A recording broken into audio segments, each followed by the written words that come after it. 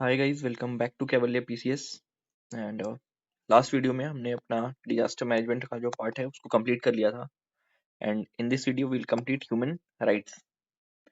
सो शुरुआत करने से पहले जो सबसे बेसिक पार्ट है, सबसे बेसिक क्वेश्चन जिसपे कि 2 से 3 बार क्वेश्चन बन भी चुका है, वो क्वेश्चन कर लेते हैं। वर्ल्ड ह्यूमन राइट्स डे किस दिन होता है? ये होता है 10 दिसंबर को।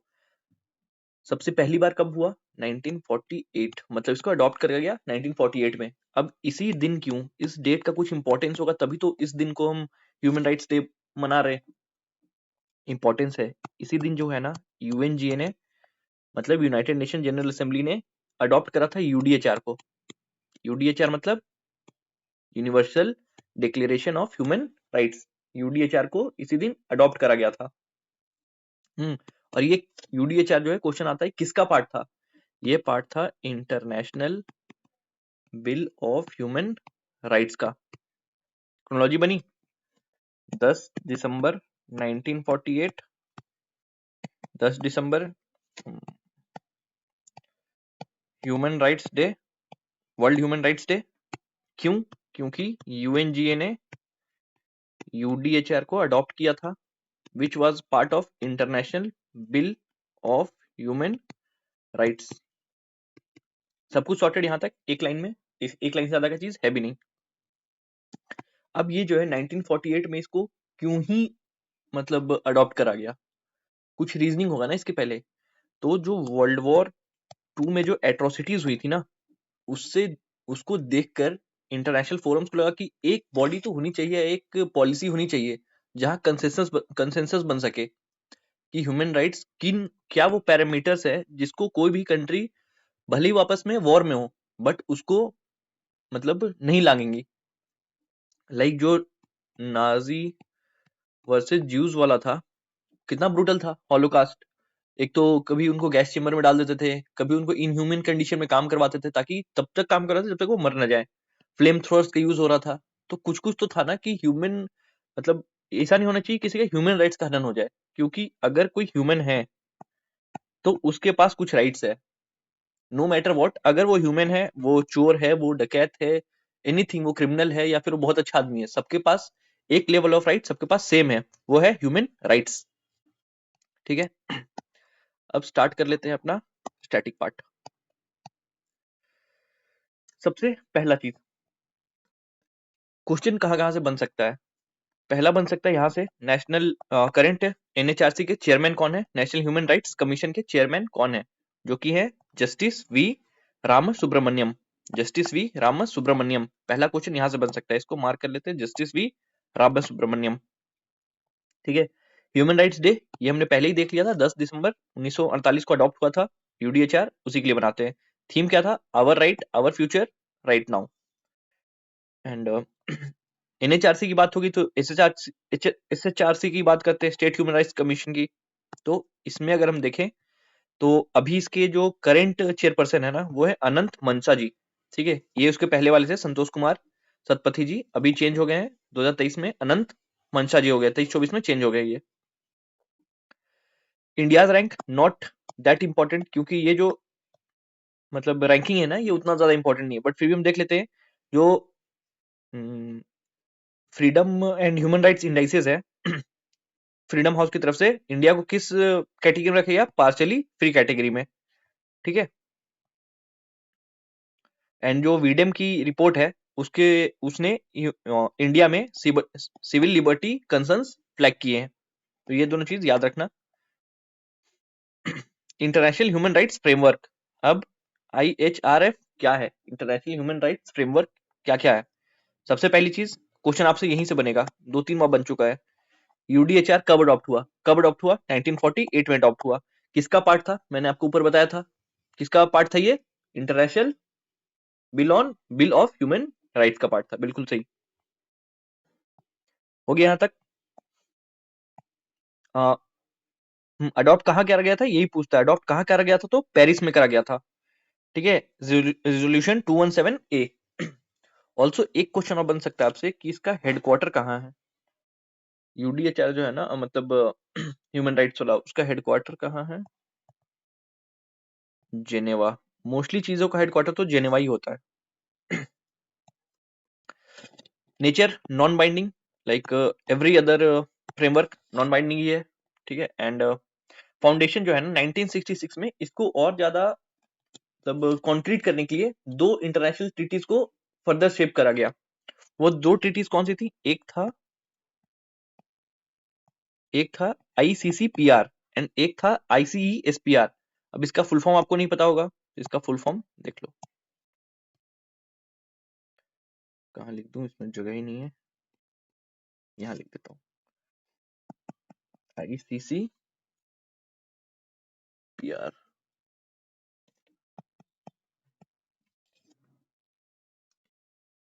International convention on civil and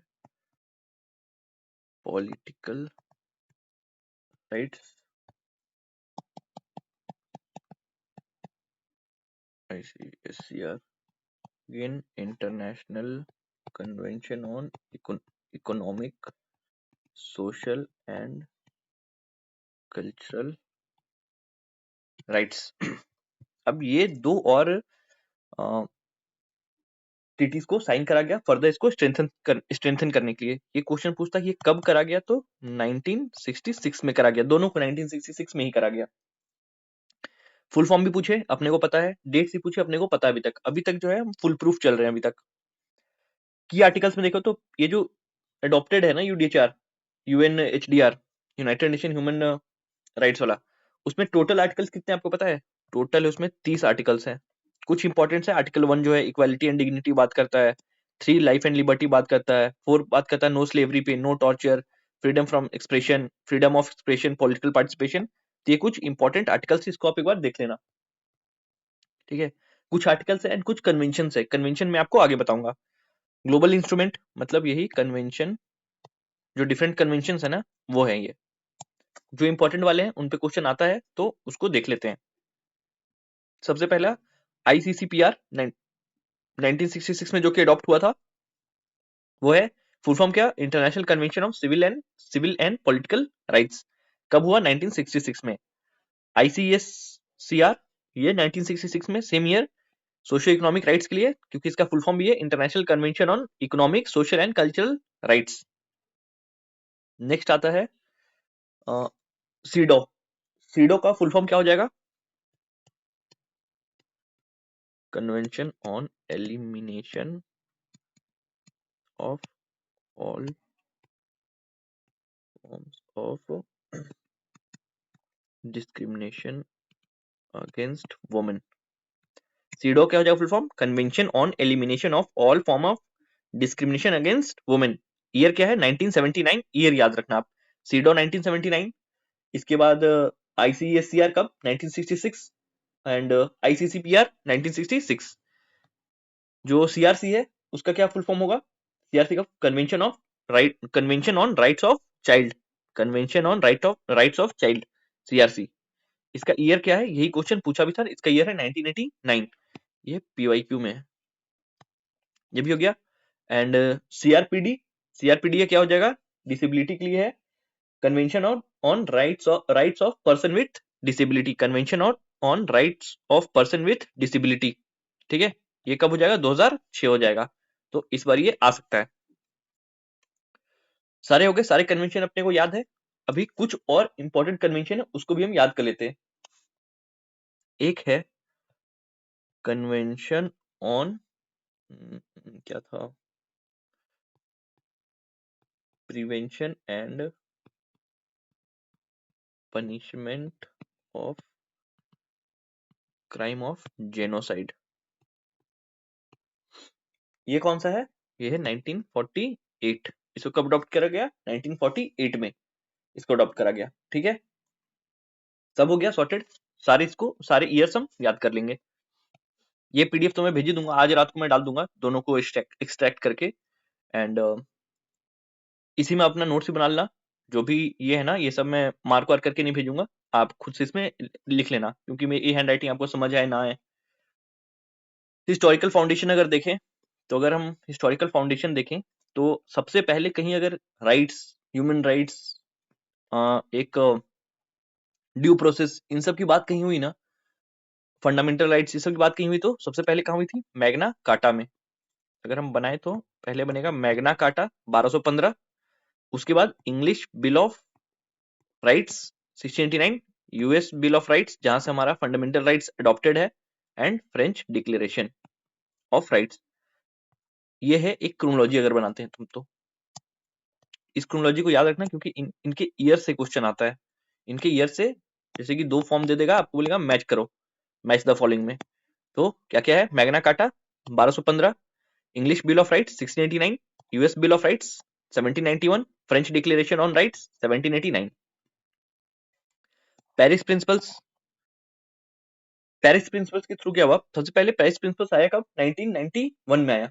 और इसके थ्रू क्या हुआ? इसके थ्रू 1993 में अडॉप्टेड, इसको अडॉप्ट करा गया यूएनजीए के द्वारा 1993 में। एंड अपना जो ह्यूमन राइट्स कमीशन है वो भी कौन सा एक्ट से? 1993 से ही है। तो इसी के बाद से वो किया गया। किसके लिए था ये? Governs national human right institutions, मतलब जो नेशनली जो ह्यूमन राइट्स इंस्टीट्यूशन बनने हैं ना, उनके लिए था ये। तब तो अपना एनएचआरसी बनाना 1993 में, इसी के थ्रू। कॉन्स्टिट्यूशन प्रोविजन, इंडिया के कॉन्स्टिट्यूशन में कहाँ कहाँ प्रोविजन है ह्यूमन राइट्स का? काफी जगहों पे है, बट कुछ एग्जांपल्स हम देखते हैं। पार्ट 3 में है फंडामेंटल राइट्स, ये तो पूरा राइट्स के ऊपर ही है। इसके अलावा डीपीएसपी में सोशल ऑर्डर, ह्यूमन राइट्स है ना, कि आप शांति से जी सको। लाइवलीहुड एंड इक्वल पे, ये भी ह्यूमन राइट्स है, equal pay for equal work, ठीक है, कि डिस्क्रिमिनेशन ना हो आपके खिलाफ। वर्क, एजुकेशन बेसिक नेसेसिटी है, एक काम जिससे आदमी अपना पेट पाल सके, बेसिक नेसेसिटी है। एजुकेशन, लोग लिटरेट हों, बेसिक नेसेसिटी है कि आप लिटरेट होगे तब आप जाके एक अच्छा स्टैंड ऑफ लाइफ एंजॉय कर पाओगे। ह्यूमन वर्क, यहाँ पे आपको इशू याद आ जा रहा होगा, वो जो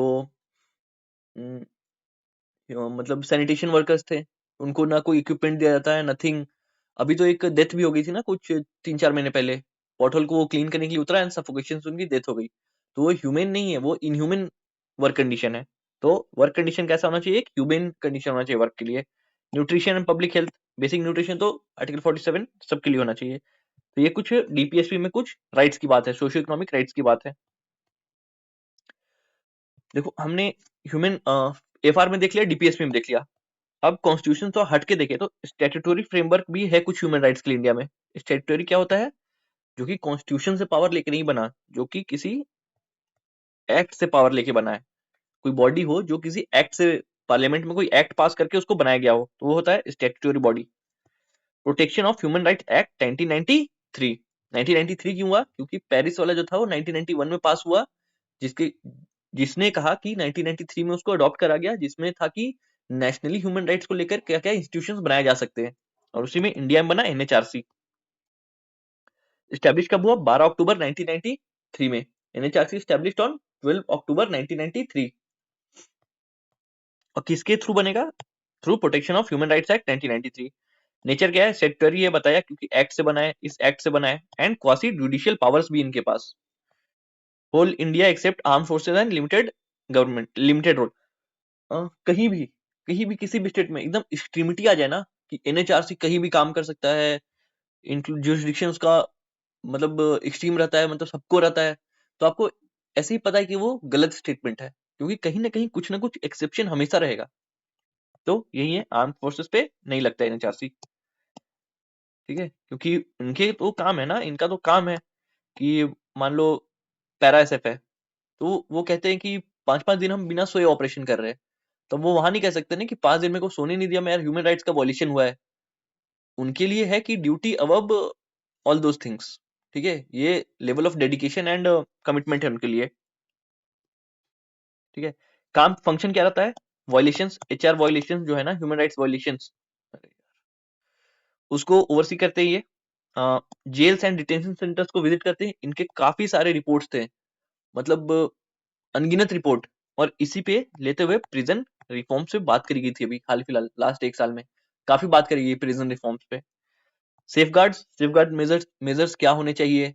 गवर्नमेंट पॉलिसी जब फ्रेम करती है तब भी इनसे लिया जाता है इनसाइट्स कि ह्यूमन राइट्स के लिए और क्या इसमें ऐड कर सकते हैं, इंक्लूसिविटी कैसे आ सकती है, ह्यूमन राइट्स लिटरेसी बढ़ाने के लिए। अलॉन्ग विथ एनजीओ के साथ टाई अप करके ये काम करते हैं, गवर्नमेंट बॉडी के साथ टाई अप करके काम करते हैं, रिकमेंड करते हैं कंपनसेशन भी। किसी का अगर एचआर वायलेशन हुआ है तो क्या कंपनसेशन उसको मिलना चाहिए, इस पे भी ह्यूमन राइट वायलेशन काम करती है। सिविल कोड के पावर्स भी होते हैं इनके पास। अब देखते हैं कि एक 2019 में एक अमेंडमेंट आया था, एक अमेंडमेंट आया 2019 में, जो एक्ट बना हुआ है ना 1993 में, उसी में अमेंडमेंट आया। और उसमें जो अपॉइंटमेंट था ना, अपॉइंटमेंट टेन्योर चेयरपर्सन का एंड मेंबर्स का, उससे लेकर कुछ चेंजेस करे गए। चेंजेस क्या क्या थे? पहले था कि ओनली रिटायर्ड सीजीआई, जो चीफ जस्टिस ऑफ इंडिया है, ओनली रिटायर्ड सीजीआई जो है वही बन सकते थे चेयरपर्सन। बट अब क्या किया गया, इसको थोड़ा ब्रॉडन करा गया, रिटायर्ड सीजीआई एंड एससी जज दोनों बन सकते हैं। सिविल मेंबर्स पहले 2 थे, अब 3 है, जिसमें से कि एक मैंडेटरी है, मतलब ये 2 के साथ +1 कर दिया एक वुमेन को, वुमेन रहना मैंडेटरी है। एंड टेन्योर 5 साल था, अब 3 ईयर और 70, 3 साल या 70 एज, जो भी जल्दी हो वो इनका टेन्योर होता है। एक्स ऑफिशियो मेंबर जो कि हो गया 7। एंड जो एक्स ऑफिशियो मेंबर है ना, उनमें किसको किसको ऐड किया गया, OBC, child rights and disability bodies को ऐड करा गया, इनके जो रिप्रेजेंटेटिव थे उनको ऐड करा गया। जैसा स्टेट नेशनल लेवल पे नेशनल ह्यूमन राइट्स कमीशन था, स्टेट लेवल पे कोई बॉडी होगी, वो है SHRC, state human rights commission. Composition क्या है, रिटायर्ड हाई कोर्ट सीजीआई और हाई कोर्ट के जज, 2 members including human right expert. Okay, appointment committee, appointment committee क्या होती है, हम्म, ये चेंज हो गया, ठीक है, इसको ब्रॉडन करा गया आई थिंक, ये मैं आपको आगे पढ़ा दूंगा। ये मैंने 2 रखे हैं, एसएचआरसी और एनएचआरसी को ब्रीफली पढ़ाने के लिए मैंने 2 स्लाइड्स रखे हैं, मैं वहां इसको करवा दूंगा। रिसेंट जो जुडिशियल डेवलपमेंट से अगर क्वेश्चन उससे बनता है तो राइट टू साइलेंस को पूछे किस पे डाला गया, तो आर्टिकल 20 सब क्लॉज 3 में डाला गया, ठीक है। Climate change equal to human rights, मतलब क्लाइमेट चेंज से जो आप इफेक्ट हो रहा है ना, वो भी आपका ह्यूमन राइट वायलेशन ही है एक तरह से। केस का नाम तो नहीं पूछेगा, बट एक बार देख लो, MK Ranji Singh versus union of India.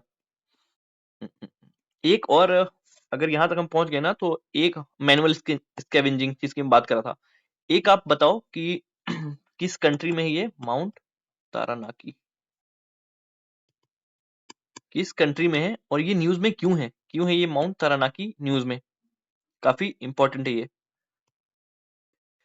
Institutional ecosystem क्या है इंडिया में, NHRC, SHRC, national commission for women, ये बताना, ये कॉन्स्टिट्यूशनल बॉडी या फिर नहीं है या फिर नहीं है बताना। और एनसीपीसीआर, एससी एसटी आर्टिकल इसका बताना आप, 338 और 338 ए, दोनों किसका किसका है बताना इसको। और यही बताना कि पहले कौन बना था, एनसीएससी पहले था, एनसीएससी पहले था या एनसीएसटी पहले था, ठीक है। Minority commission, disability right commission, तो ये सारे मैकेनिज्म में आता है, ठीक है। इससे क्वेश्चन वो नहीं पूछेगा, पूछना हो तो एनसीएसटी या एनसीएससी से ही पूछेगा वो। बता ही देता हूँ, एनसीएससी जो है ना 338 है, एनसीएसटी 338 ए है, क्योंकि पहले यही था बस, ठीक है, यही दोनों के लिए काम करता था, एनसीएससी दोनों के लिए काम करता था, बट उसको बाद में बाइफरकेट कर दिया गया, तो ये एनसीएसटी, ठीक है। ये तो मेंस के लिए। यहाँ देख लो, मैं कह रहा था ना कि एनएचआरसी एंड एसएचआरसी रखा है, रिवाइज कर लेते हैं, क्योंकि यहां से तो क्वेश्चन बनेगा, ये मेन है जहां से क्वेश्चन बनना है आपका, या तो ऊपर वाला पार्ट से बनेगा, ह्यूमन राइट्स डे कैसे कैसे डेवलप हुआ वो, ठीक है, उसके कन्वेंशन, या फिर यहाँ वाले पार्ट से बनेगा मेनली। तो एनएचआरसी स्टैब्लिश कब हुआ, 12 अक्टूबर 1993 में। क्यों? क्योंकि नेशनल ह्यूमन राइट्स एक्ट जो है वो उसी टाइम पास हुआ था 1993 में, human right protection act, protection of human rights act.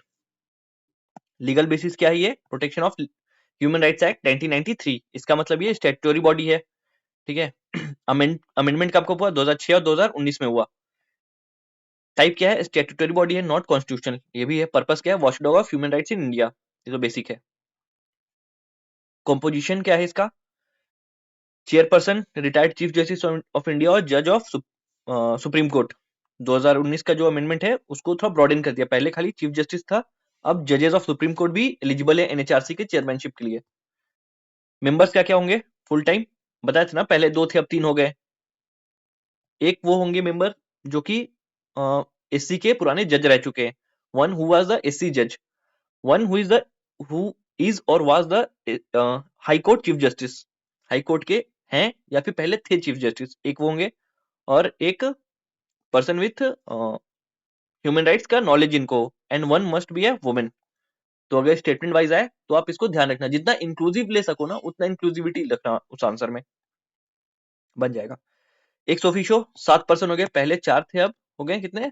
7। Appointment कौन अपॉइंट करेगा? अपॉइंट करेंगे हमारे प्रेसिडेंट। एंड प्रेसिडेंट से मेरे को याद आया, प्रेसिडेंट का अपॉइंटमेंट और इम्पीचमेंट क्या है, आप लोग आर्टिकल क्या है वो कमेंट करना। On recommendation of 6 member committee, हाँ 4 मेंबर से 6 मेंबर कमिटी हो गया। PM, speaker of Lok Sabha, deputy chairman of Rajya Sabha, leader of opposition in both houses, union home minister. Tenure क्या होगा? 3 साल और 70 साल का एज, जो भी जल्दी आ जाए, ठीक है।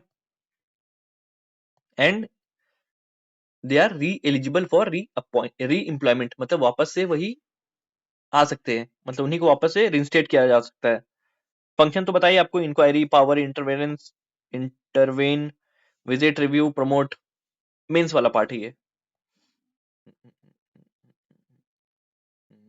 कुछ है क्या और? ये कुछ कुछ आपसे पूछता है कि पनिश कर सकता है कि नहीं, तो नहीं, जो पनिशमेंट है वो नहीं दे सकता वो डायरेक्टली। आर्म फोर्सेस में इसका है कि नहीं, तो नहीं है, लिमिटेड रोल है आर्म फोर्सेस में।